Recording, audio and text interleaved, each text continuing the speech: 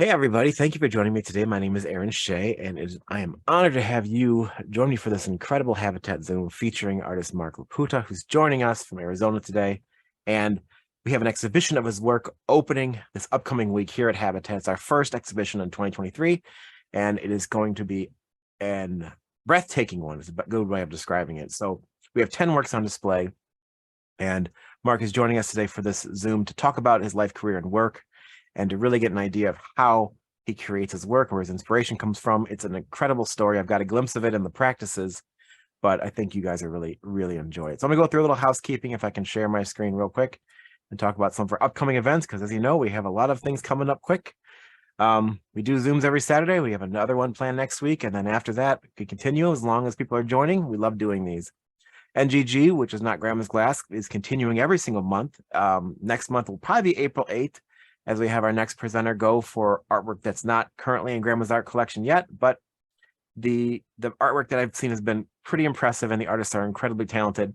And there was a AACG talk yesterday, which you can watch on the replay, and they were talking about exposure to younger artists. And this is our opportunity to do that in a really cost-effective way for people who are making artwork today. Mark's show I just mentioned starts on the 24th here on Friday of upcoming week. Come and visit, come and see us. We'll do a walkthrough too, so you can see it virtually for those who can't make it to Michigan. On April 1st, we have a really special presentation by artists Leah Wingfield and Stephen Clements, husband and wife. It's going to be kind of a build-up experience to get to know the work, so more on that soon. And a Peter Horrell solo exhibition, and upcoming in April. The Glass 51 event, which is scheduled for June, is going to be incredible. We've basically keep adding more and more exciting things to it. We're trying to get a blown away presentation going, as well as a visit to CCS on top of everything else going on. Right before gas starts, we have our legendary glass party that's going to be at Corey Hampson's this year. Hasn't been there in years. And then the artist gala, which is new. So plan on being here in early June for our event. More details soon. RSVP, more details soon, blah, blah, blah. So, and something else that I'm kind of doing for gas is I'm creating a website that centralizes all the events going on at that particular time in June. I don't want to tell you the website yet because it's not finished, but if you have an event going on in June 4th through 11th in the Detroit area celebrating glass, contact me. I want to promote your event on the site so everybody knows what's going on. So housekeeping done. So thank you for joining me today, Mark. It is incredible to have you. I'm going to stop sharing. Say hi to everybody. I'm going to unmute you too. Why don't we do that so you can join us? There you go.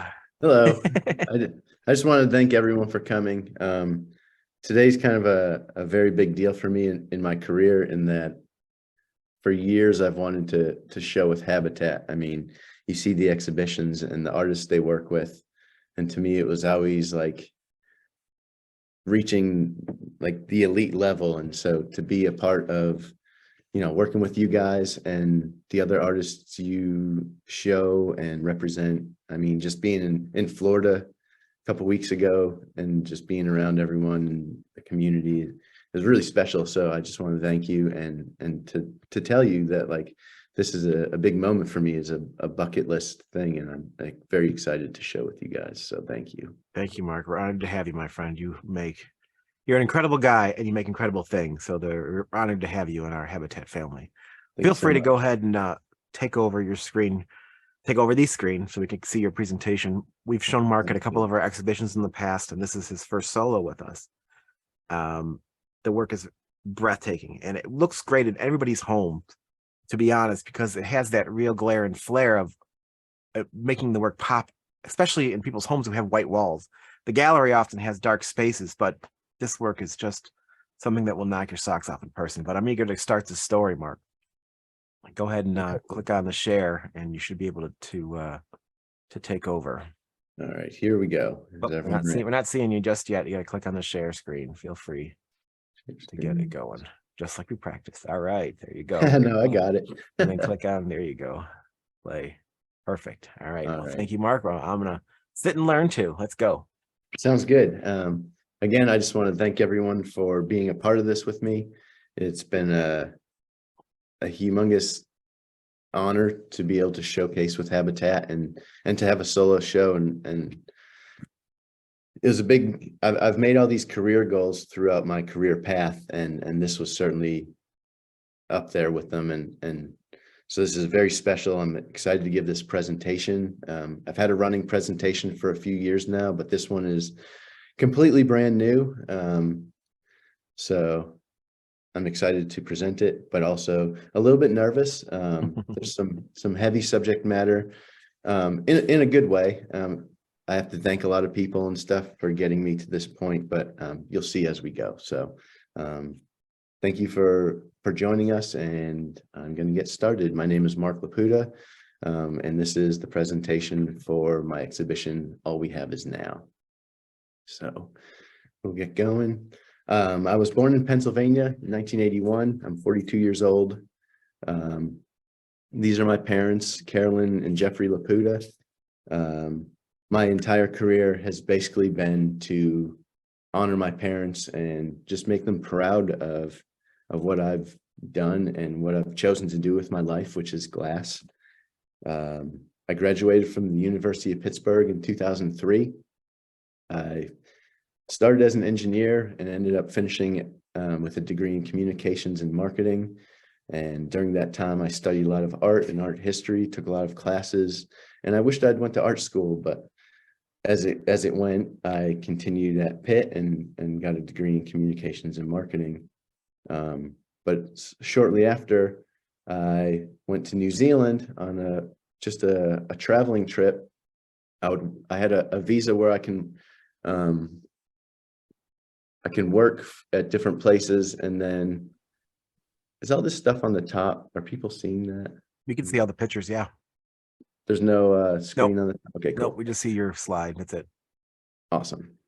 So I traveled to New Zealand, and in between working odd jobs and living in different places and living out of the car and completely being a backpacking nomad, I found a job at a glass studio in Taupo, New Zealand, which is the center of the North Island. And the studio is called Lava Glass. I worked with two artists, Lyndon Over and Chris Jones. Coincidentally, Chris worked on the Neil Wilkin team in England, who was instrumental in creating a lot of Peter Bremer's early works. So Peter has been on my radar for a very long time, from the very beginning, before I even hardly knew any glass blowers, or I don't even know if I knew who Dale Chihuly was, and Peter was on my radar. So he's been like a hero of mine, and he'll play a little bit more of a role as we go through this presentation. But I learned from Lyndon and Chris. I have to give a shout out to Lava Glass because they've recently become the first, and as far as I know, the only carbon neutral glass studio in the world. And, Wow. and that's just become a thing. So I want to congratulate them, and I think it's awesome, and it'd be really special to see other studios go this route, but I know it's not an easy path. So congratulations to those guys. New Zealand was really special to me in that it was the first place where I moved away from home. I mean, I didn't live at home in college, but it's a different country, it's a different culture. And I started making work, and I was hired on at Lava Glass as a cold worker. So I cold worked 40 hours a week while trying to get into the hot shop and learn how to make anything, make a blob, make a paperweight. And so my early works were I would assist Chris, and he would blow these blanks, and I would cut them and carve them and turn them into these sculptures, because my skill level was almost solely cold working. And so it went that way. And I mean, to this day, that plays a humongous role in the works I create. So this is just some early work. But while I was in New Zealand, I would travel a lot, and I would stay in these wild places. I would live in the car sometimes. I was never homeless, but I would do these stints where I'd be backpacking and staying in the car, because it just allows you to immerse yourself in these wild places and not have to go through the logistics of booking hotels and finding places to stay. It's like an ultimate freedom. So that was instilled in me. And New Zealand also instilled this desire to explore and to learn. And I just found glass, and I realized this is my career path, and this is all I want to do. And so I started setting goals for myself, and I realized also through the culture of New Zealand and their people that happiness is also not just achievable, but it's also a state of mind. And you can, the way that Kiwi people live, they don't typically bring home the like drama of work. Like work life and home life are very separate. And so it's just a happy way of living, and they're thankful for a lot of things. And that became like a huge part of me. So like New Zealand was hugely inspirational. Is Kiwi some So word used to describe the people in New Zealand? What is the Kiwi exactly? that's like kind of what they call themselves, Kiwis. It's like a native New Zealander. And then you have the actual native New Zealanders, which are the Maori people. Mhm. But Kiwi, they refer to themselves as Kiwis typically. So Good to know. but while I was there, the trip was originally supposed to be 6 months, and it ended up becoming this like 3-year apprenticeship. And by the time that was ending, I knew I just wanted to, like glass is all that mattered. I wanted to come back to the States and find a glass job and continue to learn. I just wanted to be a student of the craft, find someone really good to learn from, and just continue to grow with the material. Again, I learned in New Zealand. I learned to explore. I traveled all over the country. Going to the mountains is the first place I'd been to where I was in big mountains. I'm a rock climber, so that was huge. Learning to find happiness, aspirations for a career, and just really that nomadic living. It's come back into my life significantly in the last few years, and we'll get further into that. But New Zealand has continued to be an inspiration. This is a little series that ended up developing 10 years after the fact.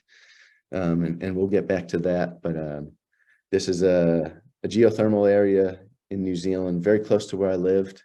And it ended up spawning this whole series of work based on geothermal landscapes and hot springs and hot pools. And we'll get into that a little bit later. But there's a photo of me. I want to say it's from 2006. I literally had to move to another country to be able to grow my hair long because my mom would just nag me about cutting it. So hence the hippie hair. Mhm. But this is a geothermal area in New Zealand close to where I live, and this particular pool is called the Devil's Pool. So it ended up becoming like a reference point later on in my work. In 2007, I moved back to the States, and I was looking all over the Northeast around Pennsylvania for a glass job. I knew I wanted to work part-time, and I wanted to find someone really good that I can learn from and study from. Like I said, I never really went to school for art, and I just found this career, and I just figured learn by doing, get paid to learn. And and I give my all back to my employer. But I ended up moving to Alabama and working with an artist named Cal Breed. The way that happened was I was looking all over the Northeast and sending resumes around, and Cal was looking for someone at the time, and he hired me on, and we worked together for almost 14 years. Me, Cal, and another artist, Eric Harper, whom I have to thank because he put in tremendous amounts of hours in me developing my own work. So for that 14-year period up till 2020, I worked full-time at this studio. I was an assistant and a gaffer, and I would help Cal make his work, all the while making my work after hours. So all of my sculptures and stuff during that whole entire period of my career was work after work. I would work until dark. But to me, that's like what it takes to become a good glass artist and a good artist in general. You have to put the time in. I mean, there's no better way to develop ideas than time. And so you have to, no one's going to do it for you. And you just have to be in there in that studio and just hustling and grinding it out and working on your ideas and trying to find your artistic voice. And Cal was like a humongous mentor for me, not only just as he certainly helped me develop technical skills. He's an artist that not only is he supremely proficient in glassmaking, but he's also kind of this mad scientist of a human, and he's a philosopher, and he is an observer. And so it really helped working with him to learn how to shape an idea and develop it into not only just a sculpture in itself, but an entire body of work. And so he's been a tremendous mentor for me, and I can't thank Cal enough. And if he's on here, like, thank you so much, Cal. So moving on, like I said, this is gonna be heavy. I have a lot of people to thank. So if I start crying, I apologize, but I just have so much love to give back to these people. So thank you. Cal also got me into rock climbing. So I was always an outdoorsy person. I was always a cyclist, and moving to Alabama, there's just a tremendous amount of rock and rock climbing culture. In fact, this studio that we worked at was right on the rim of Little River Canyon, which is the photo here in the bottom. There's world-class whitewater rafting, or not rafting, but kayaking, and then world-class climbing. And so I got to immerse myself in that culture and become a climber. And climbing is really a lifestyle sport in that it allows you to, it's a sport that is with yourself, and you become competitive with yourself. And if you want to advance your climbing, your athleticism in climbing, it's very personal. It's all you. There's no coaches or anyone telling you how to do it. It's just a personal drive, and I'm very competitive with myself. So I want to see growth. And rock climbing and glass blowing are a beautiful partnership in a way, because they're not easy and they take a ton of work, and it's scary, and it takes years to develop a proficiency at. And so, yeah, just throughout my career have always seen glass as a sport and a lifestyle. And that'll also come into play as we move along. Again, my time in Alabama, I find them to be like very formative years. It was about 14 years of my career. So by the time I left Orbix Hot Glass, I think I was already blowing glass for about 16 years. And a tremendous amount of what I know has come from Cal, and just working with him and developing his ideas and learning skills. And all the while I was at Orbix and working for them, I was setting career goals. I mean, Habitat was a massive goal for me to show with you guys. And so this is huge. But all the while, you know, like I said, I would work and create my sculptures after work. I was slowly amassing equipment and tools in the studio, and I had this small studio in my garage. And everything was organic. I never had like this lump sum of money where it's like, all right, I'm gonna start a studio. But you know, I'd pick up things here and there and create, and as sales would happen, you'd be able to get more. And I knew I wanted to develop a style and a body of work that people can look at and recognize as my own. And I mean, I think that's what every young artist wants to do. And it takes a tremendous amount of time to get to that point in your career, but it takes time, and you have to develop ideas. And if you can find your artistic voice, and there's a style that when someone looks at that object, they can be like, that's a Mark Leptua, or that's a so-and-so.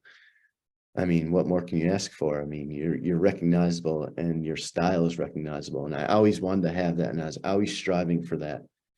So that was how I spent my time in Alabama working for Cal's, also developing where my career was going to take. And I always tell myself, like, build the life you want to live. And so I was doing that, but it was a long road. And so these are some of the work that I made during that period of time. This particular grouping of work is called Monster Addiction. And I was starting to play with textures. In New Zealand, all we had was a flatbed grinder. So it was very limited in what I could do in the cold shop. But I'd always heard about lathes and things, and being able to create textures and using different grinding wheels. So Cal had all that in the studio. So I was able to use those tools and really like kind of find where my brain was going to take my art. And I was developing these different bodies of work. This is called Eclipse of Moon. I think this and the previous, these objects, they're around the 2009 period, I think. So still very early in my career, but I'd made it to the point where I was blowing them. I no longer had someone making my work. I was doing the glass blowing and the cold working. Just and a lot of the time where I was developing these different bodies of work, it was very process driven. I was always trying to try different techniques and things and seeing where they would take me, because I was trying to build up my hand skills and being able to make stuff. I mean, so many people go to school for art and for glass, and they can teach you ideas, but that 4-year period is not enough to develop your hand skills to be able to make all the ideas that you want to make. And I really feel like it takes at least a decade before you're proficient and can make your ideas become life. And that's always what I've wanted to do. I always wanted to be the maker and the designer. So over the time, I developed different bodies of work. As I always kind of process driven. Like this body of work was called the Oculus series. It was kind of inspired by one of my favorite pieces of architecture in Rome, the Pantheon. And I was using the Grawl technique, which I actually use in the body of work that's being shown at Habitat now. But I was, trying to learn the techniques. So I would try them, and I would try to make these objects. And all the while, I was trying to perfect these techniques just to add to my repertoire of hand skills.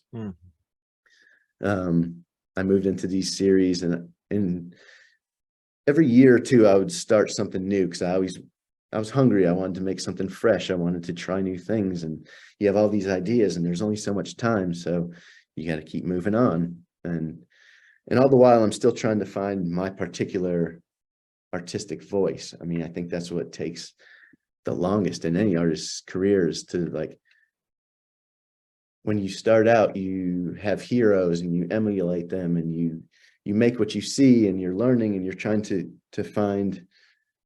develop your hand skills, but also figure out, like, what do you want to show? What do you want to share with the world? And so as your process continued, how long did it take you before you were able to, like, stop carving and having failures in your hands? Like, was it like 7 years, 5 years, 3 years? No, I think like pretty quickly. Like, yeah. The beauty of cold working is it's a removal process, and my process is still removal. Like, I make these objects, but then when it's all said and done, I've torn them apart, and they become like something completely new because I'm taking pieces away. The negative space of an object is always very at my forefront of what it's going to look like in the end. And I feel like glass is beautiful and on its own. It's just a beautiful material. So what can I take from it so that I'm leaving the bare minimum left behind in order to make a spectacular object? And with cold working, there's a lot of leeway in that. If there's like a little mess up or something, or say you've like bumped the hole of the furnace or something, and you got this like scar on the outside of your glass, I can remove it through cold working, and it's gone. So I'm very good at saving them. I get it. I can save things. Yeah. But I mean, I'm a stickler, and working with Cal, like, even in the production stuff that we made, there was no room for hiding. There was no room for dirt or ugly bubbles or whatever. Like, there's very simple, beautiful objects, one color, transparent. There's no room for hiding. So whenever we created anything, or whenever I create anything for myself personally, and still to this day, like, I want it as immaculate as possible before I get to the point where I'm removing things. But the beauty of a blemish is sometimes it dictates a form. So there might be a screw up somewhere in a otherwise perfect piece, and I know that that's getting cut off. That is not going to remain, and it might lead me to create a form that I never would have thought of. And so there is like a beauty in the process. Mhm. So that was, all the while I was trying to do that. And this is like the crystalline series, which I come back and revisit. There was an object I made. It was the first object that I ever made when I moved to Alabama and worked in that studio. And I have it. It's literally on the shelf behind me. Hmm.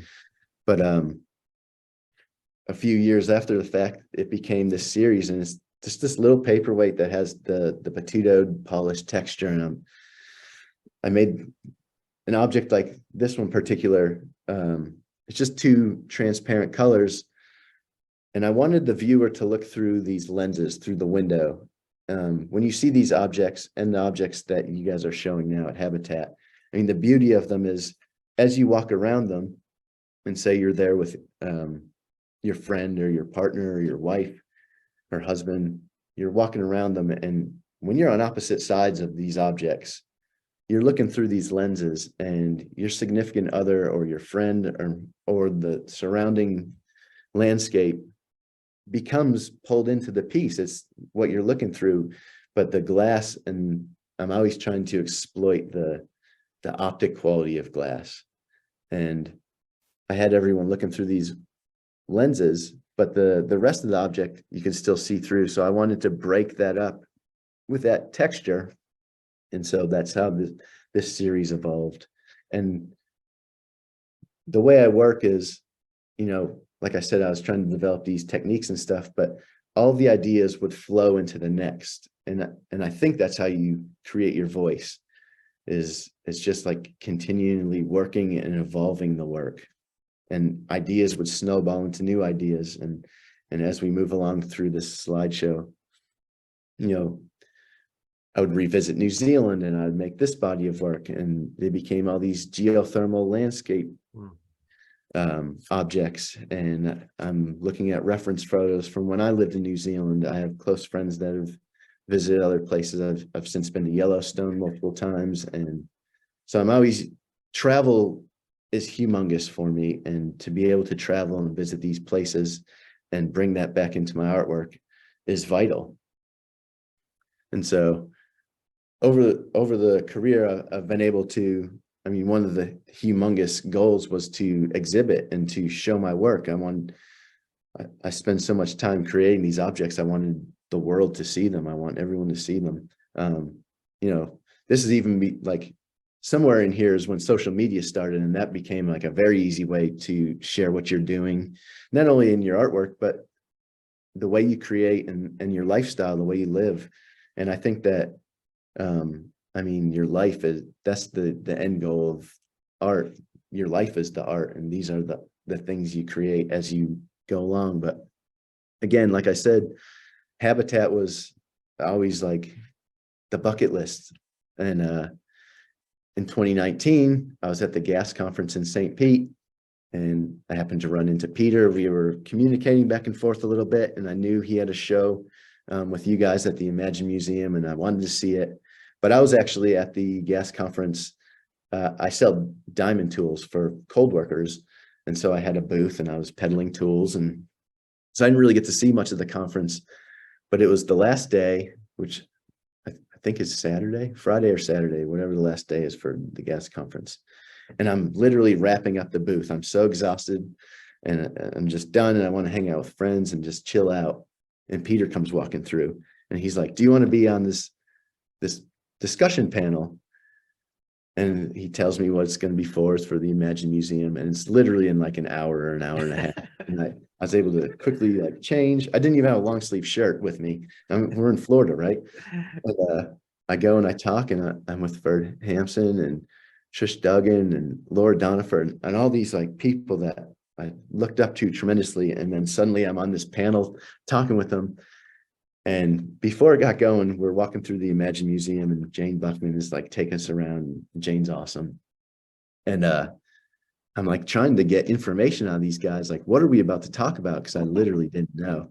So these photos are me just terrified because I'm among greatness and I'm about to talk in front of a bunch of people, and I barely knew the subject matter. So I remember asking Laura, and she's like, "Sometimes they just make you do these things and you just wing it." And I'm like, "Oh." all right, I'll wing it. And so it was terrifying. But this is thankfully to Peter, and I thank you so much. He helped get me in front of you guys, and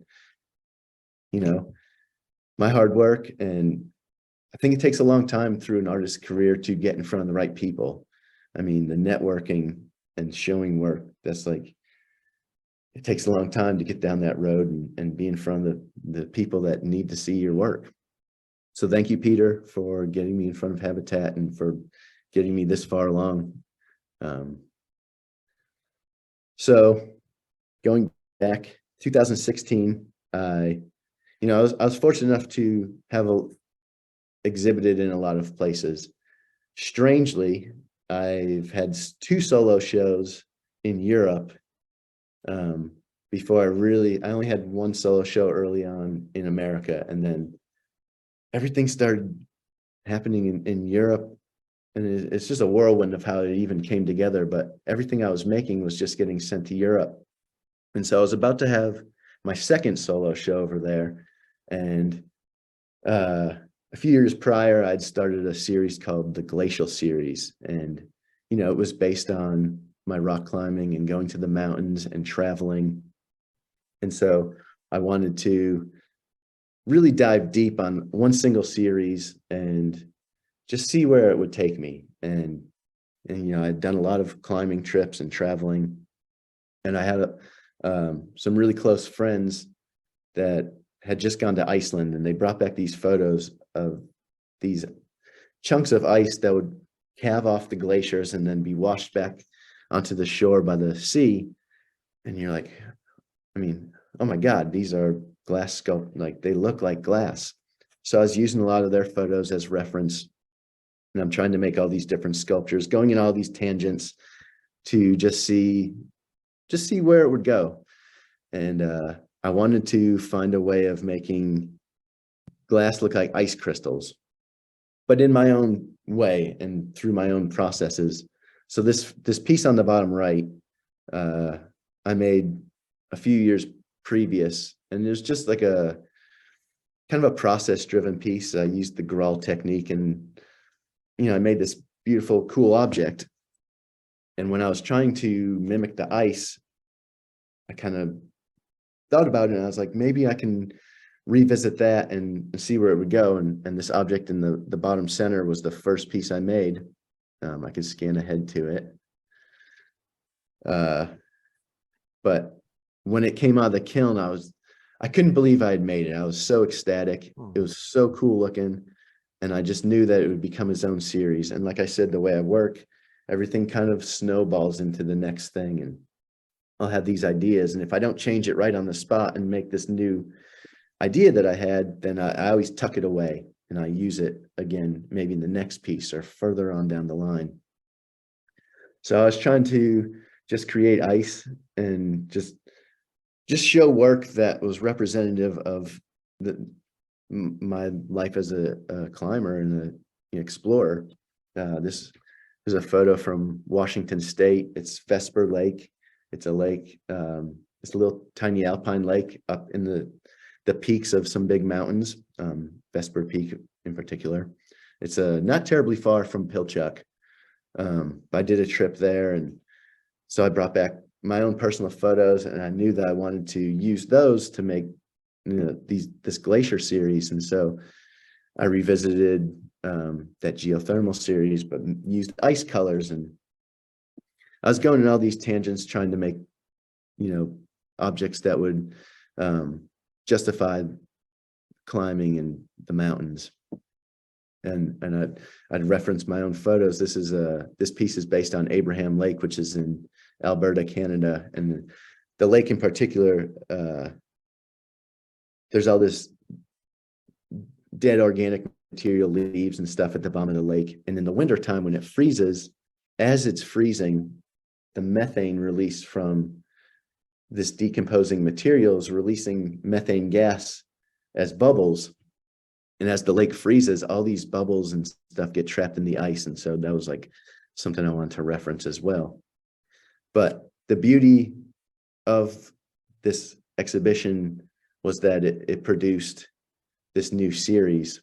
And so I was able to take my travels and my climbing and the things that are dearest to me, and it snowballed into this completely new series. This is some of my trips to the mountains that inspired that glacier series.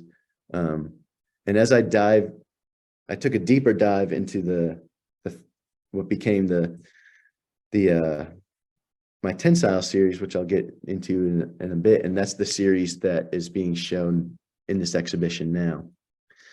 But it came from trying to emulate ice, and then it became this very process-driven body of work where I felt like I had found my voice, and now I wanted to like take a deep dive into exploring what these objects can become.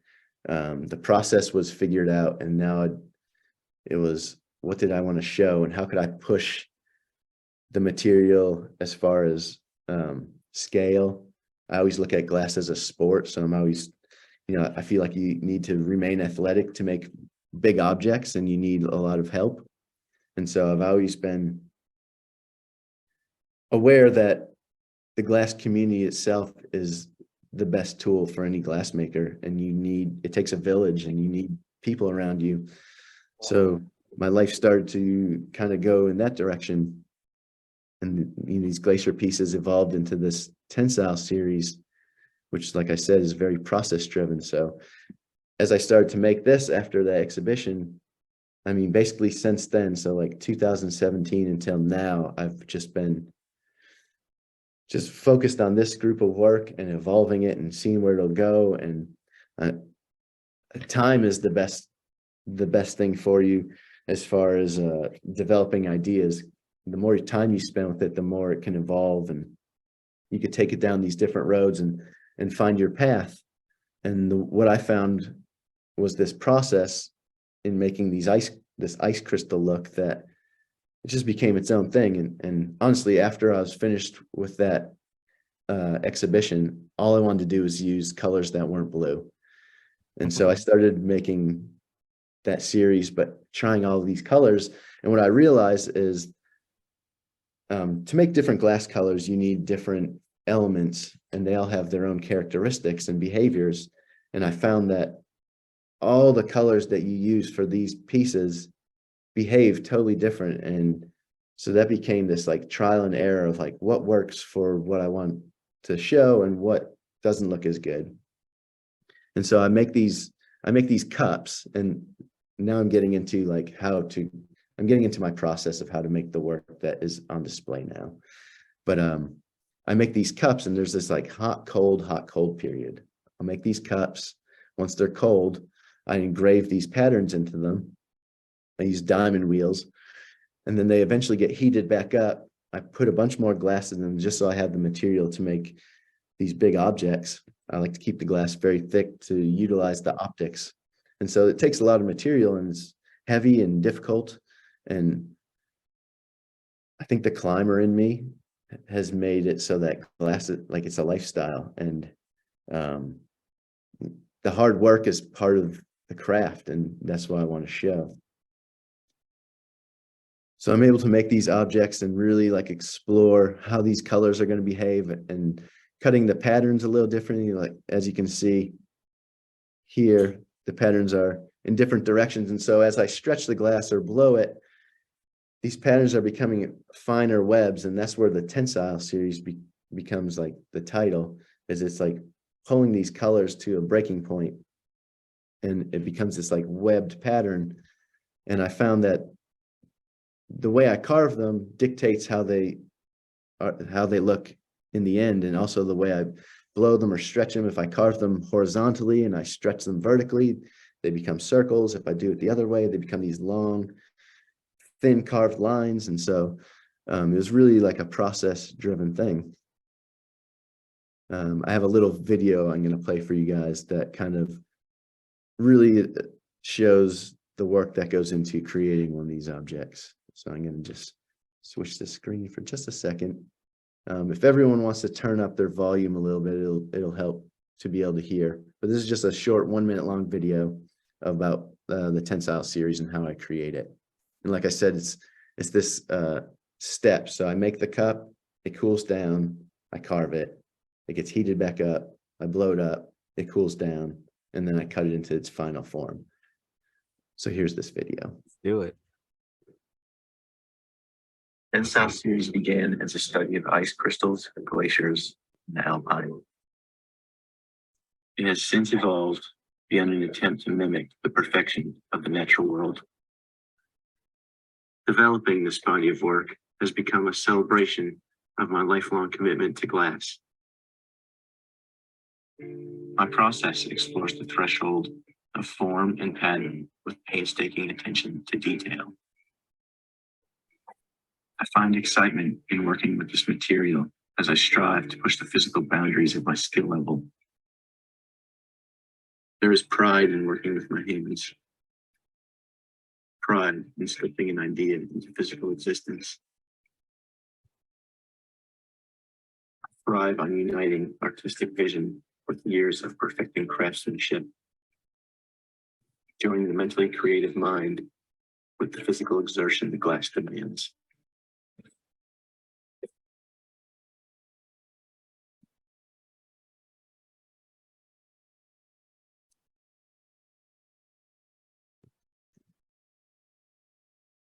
It's very So incredible, man. It's like you make a giant marini that you I then know, make your it's work out wild. of, right? That's what I thought when I first saw that very first one. Is like, it looks like marini, but the beauty of it is most people that work with marini, they're going to gather over it. So Yeah, it's a totally different thing. yeah, But it's it's a kind of totally like you different thing. make you made something that you're used to make your work. Yeah, Marini, Marini's totally different where you just blow it out. You're making the entire piece that you then modify and modify. It's very cool. It's very impressive. yeah, modified many times. But Modify, the beauty of having that pattern, the reason to make those cups and carve that pattern is all that color and that pattern is on the very, very outside of these objects. So as I cut it open, I'm removing it, and I can add lenses, and I could take the pattern away in certain areas and open it up for the viewer to peer through or around, or to create these optical, qualities. And so really, if it was marini, all that would be on the core of the bubble. And so you'd never be able to remove that material or carve it away. It's like right. the inside. And for me, it's on the outside.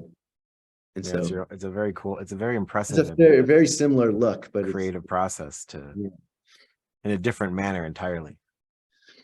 Yeah, it's been a wild ride, like just the discovery of that series and just seeing where it'll go, because I've been working on it now for going on like 7 years, and it's still evolving. I'm still excited by it, and the new work that you guys have is like some of the most exciting, coolest shapes I've ever made, and yeah, I'm really excited to have you show them. But again, to get back into the presentation, I've been making this work, and I did this trip to the Grand Canyon. I just happened to be invited by a friend. I was invited 3 weeks before it happened. They had been planning it for over a year, and someone had dropped out, and I just got this short-term invite. And it was a particularly tough time in my life, and it was much needed. And so I went on this trip with a group of friends, and we rafted down the Grand Canyon. We were down there for 2 weeks. It's very rare in our lives that we can go anywhere where there's no cell phones, or there's no outside world, or no outside influence. I mean, when you're down the Grand Canyon, there's people up on the rim, but you don't see them. And there's a couple people down still on the river, and occasionally you pass a group, but you only see them for moments. Otherwise, the entire time we were down there, it was just these people that you see in these photos, and that was it. And it was an incredibly tribal experience. I mean, you relied on each other. You cooked together, you cleaned together, you packed together, you built the rafts together. If someone should get in some trouble, you rescue together. We actually happened to have a guy that dislocated his shoulder on the trip. And so he had to get helicoptered out. And it was this crazy effort to get a helicopter down into the Grand Canyon. I mean, when you're down there, it is immense. It is just a monstrous place that leaves you feeling so tiny. But then to see an object from the outside world, like a helicopter, fly in, and it is so infinitesimally small flying into those canyon walls that it just like makes you feel so little. And we had to team together and make a bucket brigade and build a place for the helicopter to land, to take our friend and get him to the hospital to fix his shoulder. And he wasn't on the rest of the trip, but it's just this wild experience. And I learned that you need to find the people that share what you want to put out into the world, your tribe, your people. And by doing so, it's a much easier life to rely on friends and family and working together to build what you want out of your life, to build the life that you want to live. And it takes a village.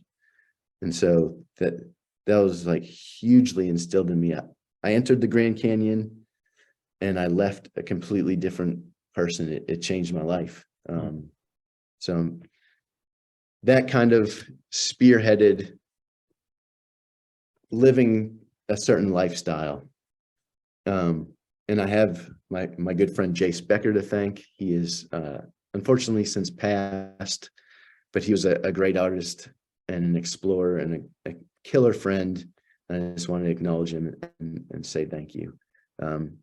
He was a very black and white human. And if something was not good in your life, he's like, is this how you want to live the rest of your life? If it isn't, then change it.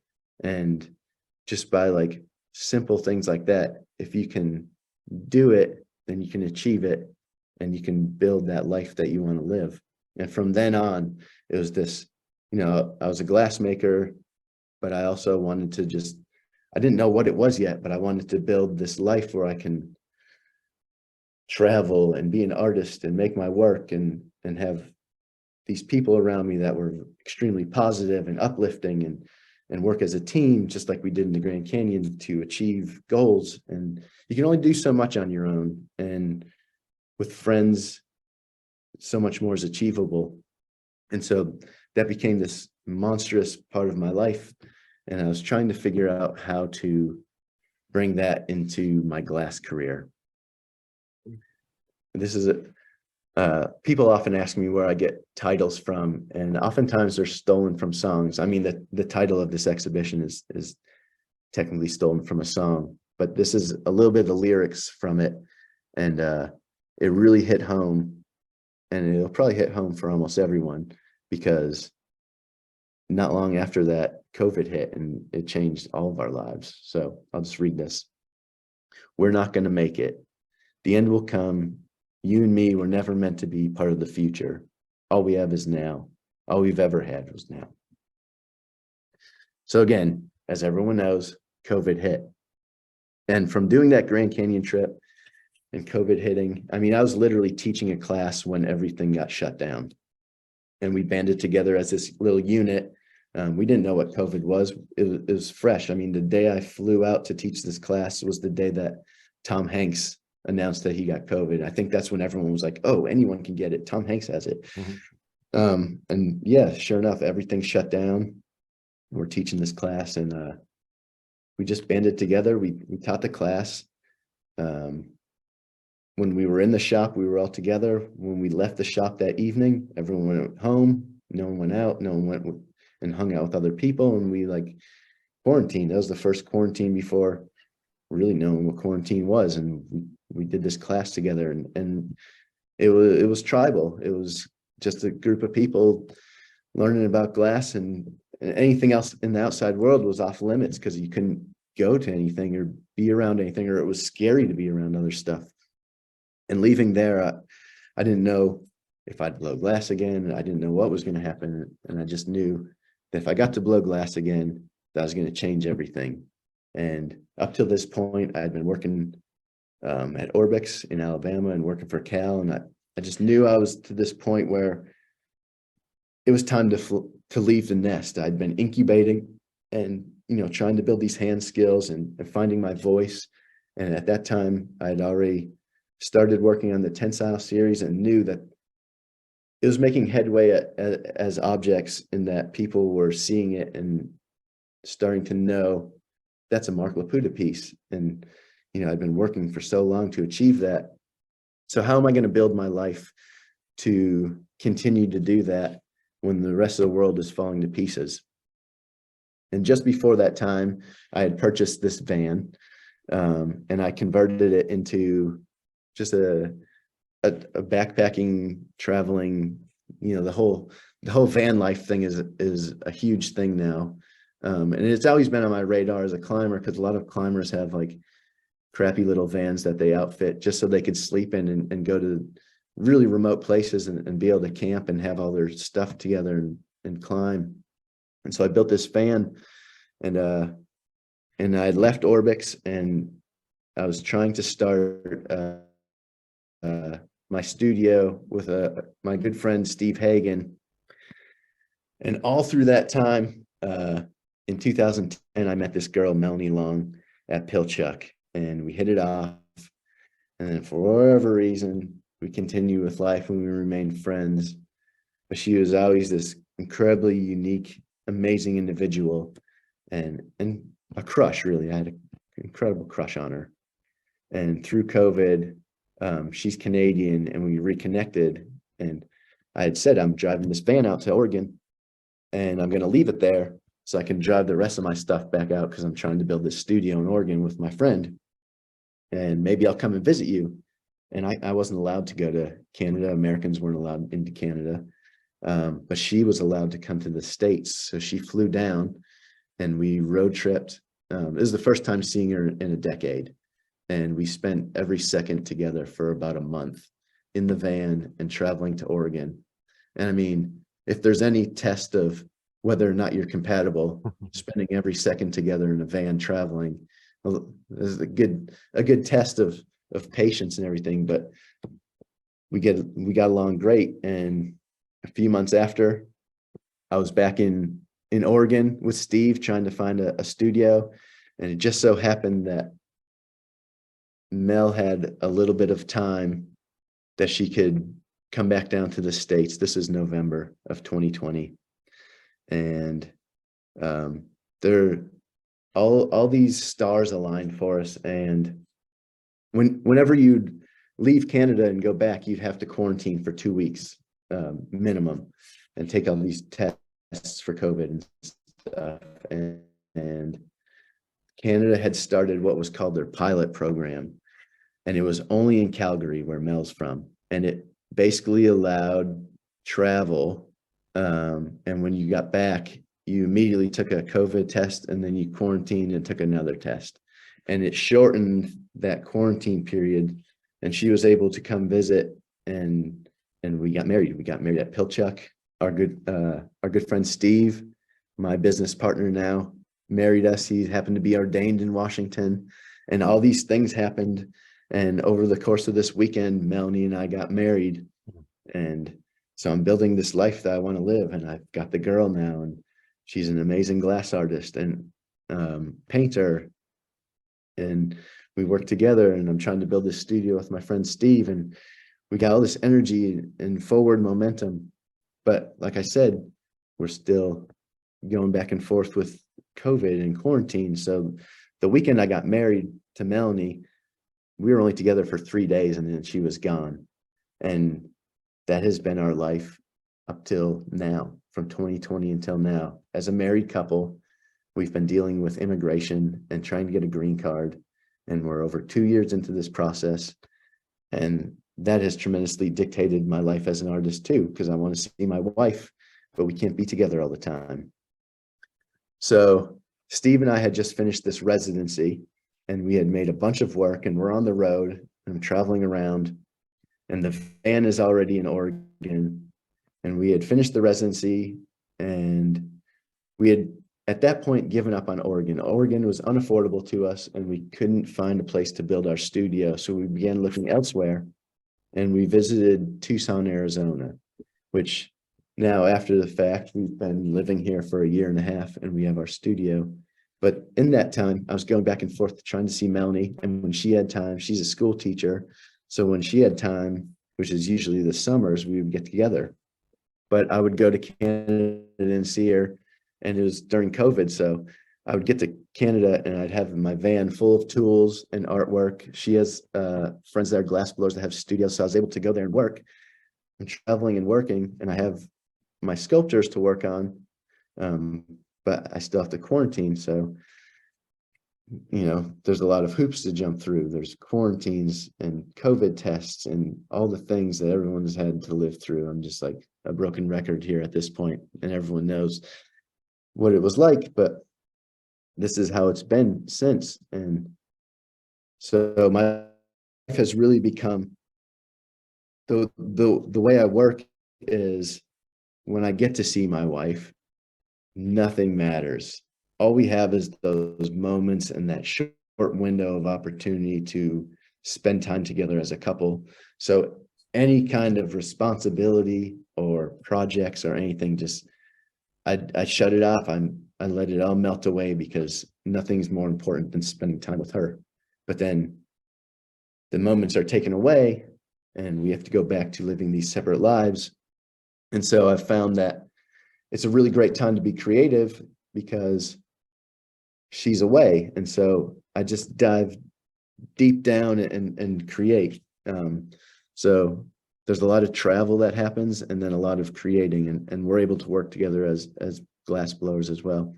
I just had this next slide because Melanie and I were traveling through Canada in the winter, and we're driving in the van and staying in the van, and it's, I don't know, in the negatives, it's so cold, and all this slush was on the tire, and we stopped at a place, and this other car was next to us, and they're taking photos of the wheels of the van, and I'm not sure why, and I get out, and there's this like pinwheel of icicles. It was just really cool, so I wanted to share that with you guys. Very cool, Mark. We're getting close to the hour mark. All right, I'll keep going. Get going. We're getting into so eventually we did move to Tucson. I wanted to build the life that I wanted to live. I wanted to work for myself and be able to travel and see my wife and work with my friends. And so Steve and I came down to Tucson, and we visited the community, and we're just like, it's been the best place we could have ever thought to have moved. We're able to open our own studio called High Priority Studio. We work together, we're friends, we get to work together every day.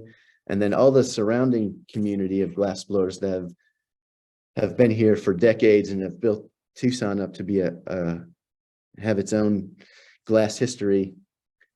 They've all become our friends. So we've moved to this place and instantly hadn't had to meet anyone, have like a pile of glassblower friends. So, I mean, last night we went to a hockey game and there was 11 of us, and we're together all the time, and we cook together and hang out together. And it's just become this life of being able to travel and work with your friends and just have all the things and the freedom. This is our studio, High Priority. It's just really incredible, and I'm so thankful to be able to have worked so hard to get to a point where I can just make my work and work every day with the people that I care about the most. The van still plays an integral role. We both just were in Florida for the Glass Coast weekend. Steve actually has an exhibition at the Chihuly Museum in St. Pete. And then I, of course, delivered all the work to you guys for Habitat and this exhibition. But we drove to Florida with 2 exhibitions worth of work and a pile of tools and stuff. And so thankfully the van can house all those things, and Sophie the dog, our mascot. We got to get to some of the pictures of the work now, Mark. We're already there. Yeah. So let's kick over to it. Please. This year I got to work with Starworks. I took a residency there. And so a lot of the work was created on the road. This is just a super quick video of the process. This is actually one of the pieces in the exhibition. Turn that down a little bit.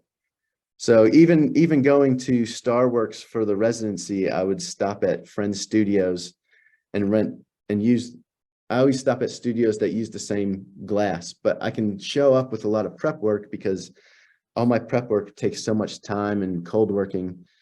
And so here I am making one of the cups for the pattern. On the right, you see me using a little diamond tool to literally carve the pattern into it. So I'm gonna keep going because Aaron keeps reminding me of the time.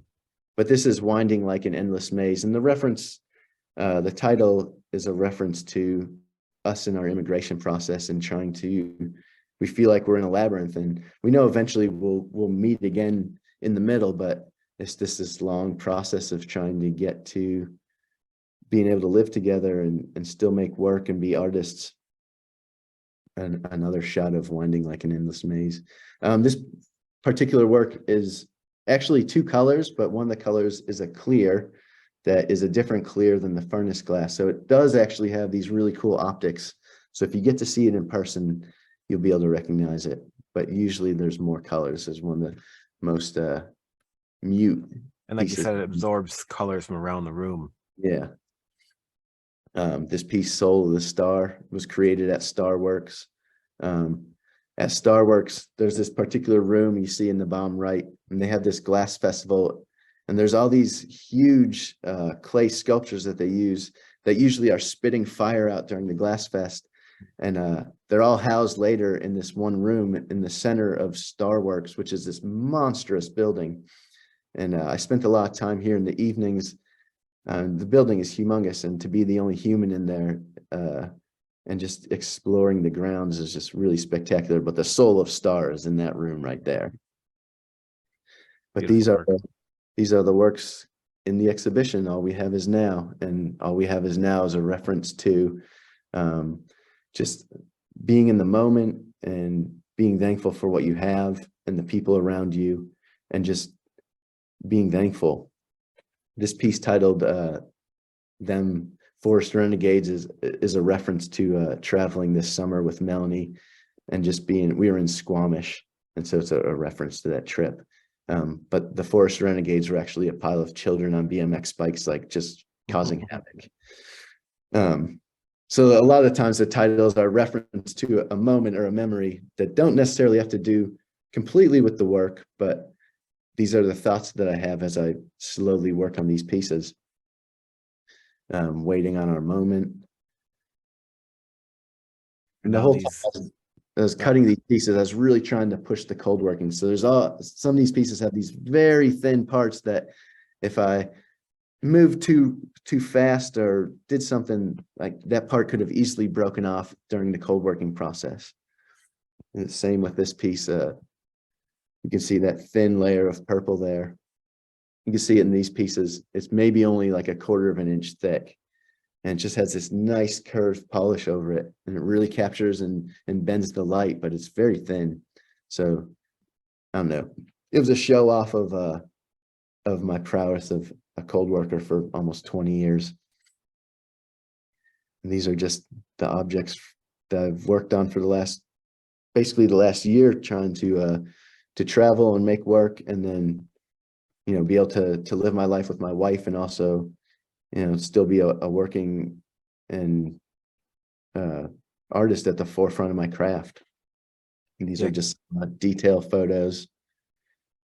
It's amazing to see the grasp of the colors you have from your experience watching these come together. Yeah, the colors definitely come a lot. The color combinations come a lot from just being an explorer.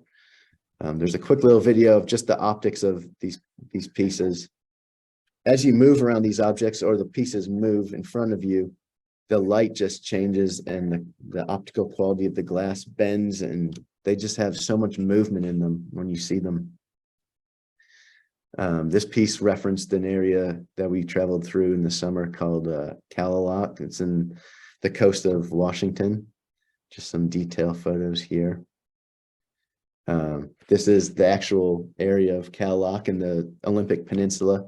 And it's just a really gorgeous area. I was actually able to spread some of Jace's ashes in that photo in the top center. So very special place. And there's just all these heavy moments and time with friends that create the memories that are involved in the work when I create them, because I'm just standing there for hours on end, grinding and thinking. And I'm just very thankful to be able to live a life that I can travel and make artwork and work in different friends' studios, and help them make their work and be a part of their scene, and also allow them to help me make my work. And it's just the beauty of the glass community, and working together is by far the greatest experience that any artist can ever hope to have. And also my muse, Melanie. Obviously, another inspiration for color. Right. And Right. we're fortunate enough to just get to spend time together in Florida for the Glass Coast weekend. And it was another brief moment. She's already gone back to Canada and we got a weekend together. But I'm just thankful. And I want everyone to remember to build the life you want, find happiness in what you do, and hug your loved ones, because all we have is now.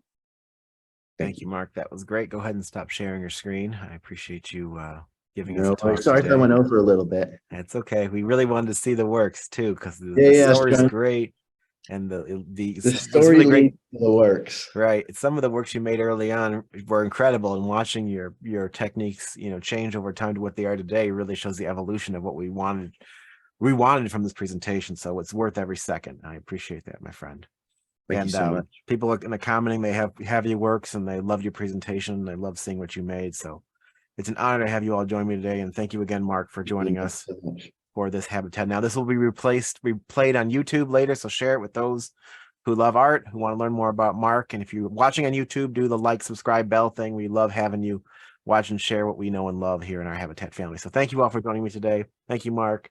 Everybody have a great weekend. We'll see you next week for another Habitat Zoom. And that's it. I'm going to go ahead and stop recording. People are welcome to stop and say hi.